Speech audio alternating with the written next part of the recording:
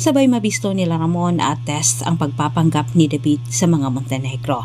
At masagip naman ni Ramon itong si Tess mula sa mga kamay ni Olga. Samantala napaniwala naman ni Olga itong si Tess sa kanyang palabas. Ngunit hindi naman nagpadala ng takot itong si Tess at ginawa din niya ang lahat para makatakas silang dalawa ni Bing. Nakawala itong si Tess.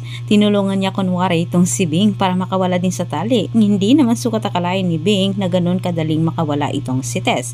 Samantalang habang nagtatago itong si Marites ay malinaw pa sa simoy ng hangin ang marinig niya ang pag-utos ni Olga sa mga tauhan nito na siya'y habulin umano para si Olga Estebeng ang tumapos sa kanyang buhay. Kaya't itong si Marites ay hindi na nagpakita kay Bing. Samantala sa kabilang dako ay nakipagsabayan itong si Ramon sa mga tauhan ni Hong Kong. Hindi siya papayag na mapatay siya ng mga ito at maagaw sa mga ito ang kanyang kapangyarihan sa Quiapo.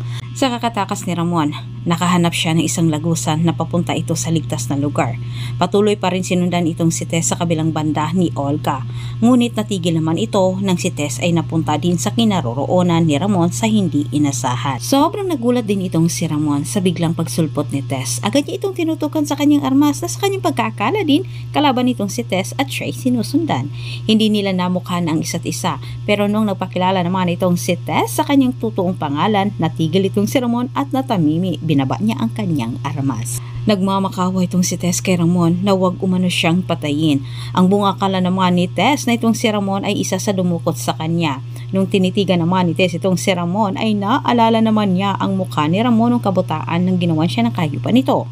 Lalong natakot itong si Tess kay Ramon pero mas natatakot itong si Olga at nanginginig siya, nangangatog ang kanyang tuhod. Matapos din naman niyang nakita itong si Ramon at Tess na magkasama. Alam na ni Olga na sa mga oras na iyon ay malaman na ni Ramon ang buong katotohanan.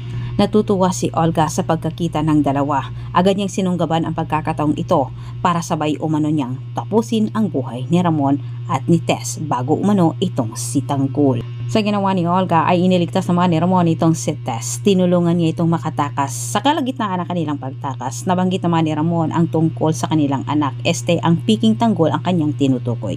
Sinabi ni Tess kung paano umano nangyaring nalaman ni Ramon ang pangalan sa kanilang anak. Gayong isa umano sa kanyang anak ay walang nakakaalam sa totoong pagkatao ni Tanggol. Dagdag ni Tess, at paano umano napunta itong usapan nila kay Tanggol, lalo pat itong si Tanggol umano ay kakalabas lang ng kulungan. Sa puntong ito, alam na ni Ramon na si David ay isang piki.